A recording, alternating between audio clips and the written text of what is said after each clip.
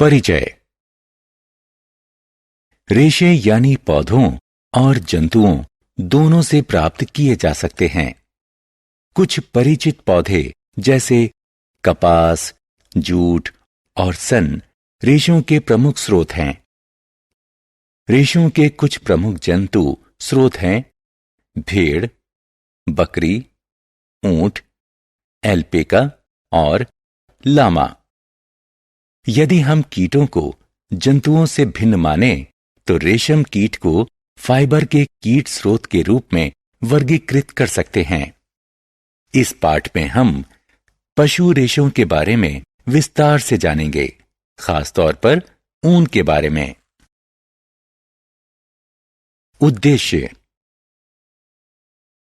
इस पाठ के अंत में आप निम्न करने में सक्षम हो जाएंगे: ऊन की विशेषताएं बताना, भेड़ की ऊन का वर्णन करना, उन जंतुओं के बारे में बताना जिनसे ऊन मिलती है,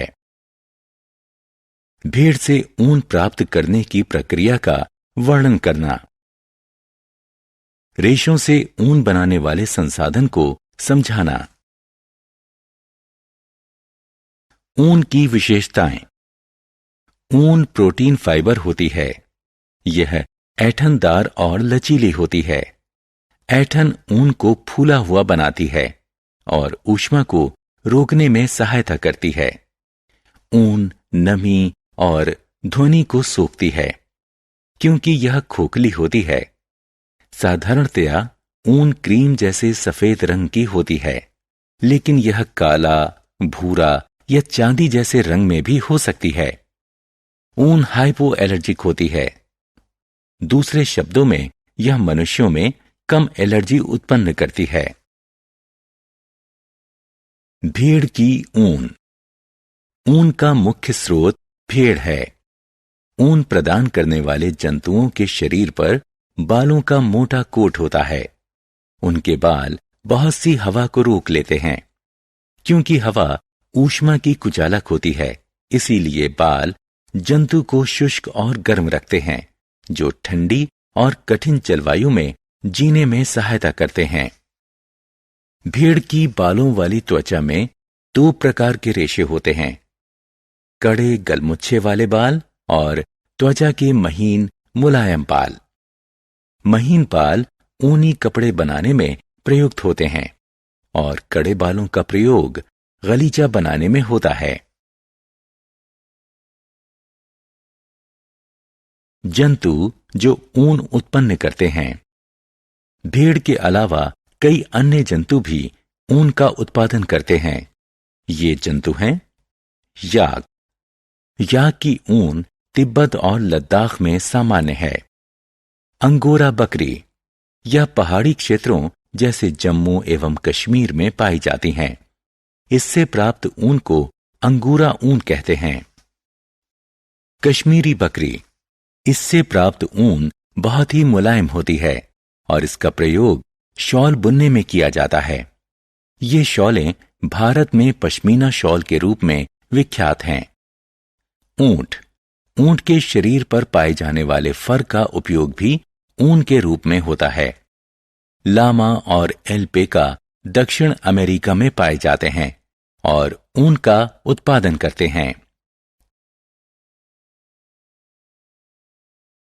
रेशे से ऊन तक। ऊन की गुणवत्ता अच्छी होने के लिए भेड़ को अच्छा पोषक आहार खिलाना चाहिए। घास चरने के अतिरिक्त इन्हें मिश्रित दालें, मकई और ज्वार खिलाना चाहिए। इस तरह से पाली गई भेड़ों के शरीर पर बाल की मोटी परत विकसित होती है। इसे भेड़ की ऊन की परत कहते हैं और इससे ऊन प्राप्त होता है। रेशे का ऊन में संसाधन। आइए उस प्रक्रिया का अध्ययन करें जिसके द्वारा भेड़ से ऊन प्राप्त की जाती है। सबसे पहले भेड़ से ऊन की परत को उसके शरीर से उतारते हैं। इसके लिए एक मशीन का प्रयोग किया जाता है। मशीन की सहायता से भेड़ की ऊन की परत उतारने की प्रक्रिया को ऊन की कटाई कहा जाता है। ऊन की कटाई से भेड़ को पीड़ा नहीं होती, क्योंकि भेड़ की त्वचा की ऊपरी परत मृत होती है। साधारणतः बालों को गर्मी के मौसम में उतारा जाता है। इससे भेड़ अपनी बालों की सुरक्षात्मक कोट के बिना भी जीवित रह सकती हैं। इसके बाद भेड़ की बाल के साथ उतारी गई त्वचा को जल कुंड में अच्छी तरह से धो लेते हैं। यह प्रक्रिया चिकनाई, धूल और गर्द निकालने के लिए की जाती है। इस प्रक्रिया को अभिमार्जन कहते हैं। धुली हुई बाल वाली त्वचा की परतों को कारखानों में भेज दिया जाता है, जहां उन्हें विभिन्न बनावट के अनुसार अलग अलग रखा या वर्गीकृत कर दिया जाता है। रेशों को विभिन्न रंगों में रंगा जाता है, क्योंकि भेड़ की ऊन वाली परत काली, भूरी और सफेद रंग की होती है। रेशों को सीधा करके लच्छों में लपेट लिया जाता है और अंततः ऊन उपयोग के लिए तैयार है।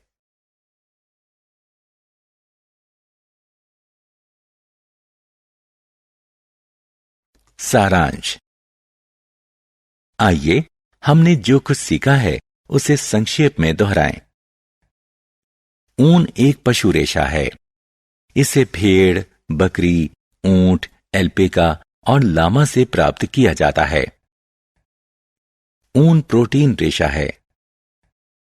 यह ऐंठन युक्त और लचीला होता है।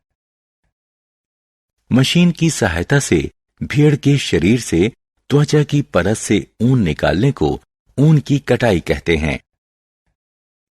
चिकनाई, धूल और गर्द निकालने के लिए बाल युक्त त्वचा की धुलाई करने को अभिमार्जन कहते हैं।